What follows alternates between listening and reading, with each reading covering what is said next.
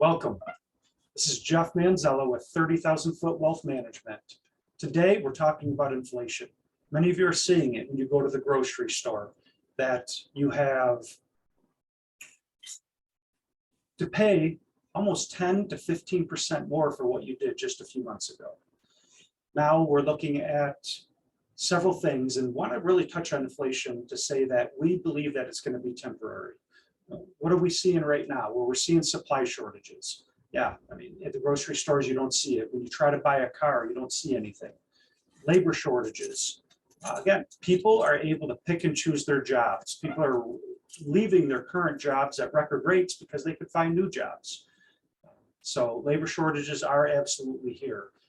We do believe that these things are going to level off. And because of the pandemic, we've had a lot of people retire, shift to online companies and those things. So we do see that supply shortages and labor shortages should subside over the next year. And it has been the worst since 1982 of our inflation. So it is definitely here. We personally, or our firm doesn't believe that we're going to see this longer than 2 years because of four main forces. These have been around a long time. Number one is globalization. Back in the 80s, everything went to Mexico. And for the last 20 years, it's been going to China. And now it seems like it's going to Vietnam and different countries. Well, globalization is what country can manufacture the things the cheapest. They're going to get the business. So it may not be us manufacturing everything. Well, that globalization was stalled over the last year and a half to 2 years with the coronavirus, as trade wasn't as easy. So once those things lighten up, we believe that inflation will slow down. Online technology, there's nothing stopping technology right now, especially the online companies. They're forecasted to be almost 25% of all retail will be online. They're anticipating in 2022. That's going to be a huge number. Right now, it's close to 20 to 21%, everything online. So we do see that accelerating the online technology. If you think about it, one person at Apple or one person at Amazon working on a computer can handle close to 2,000 to 3,000 employees or customers at a time because the computer does most of it.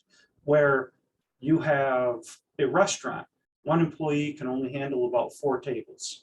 So pretty big advantage being online with everybody shifting there.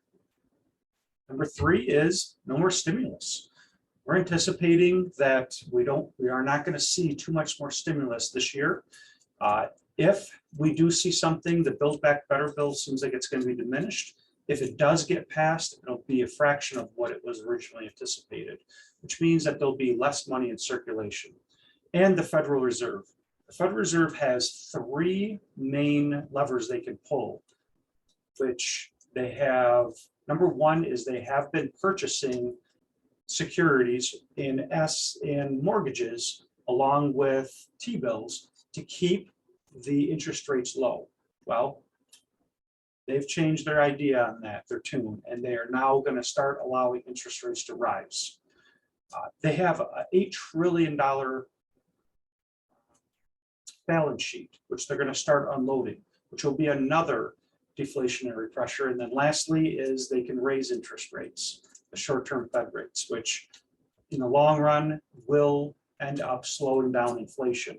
So with all these 4 deflationary forces, we do not see inflation being much longer than 2023. Probably about second quarter 2023, we should be back at normal is what we're hoping. So what does this mean? If you are gonna try and buy a car, maybe hold off a little bit. Or if you got big purchases that you can wait, maybe wait for another 6 months to 8 months and see how the market is. Hopefully this helps.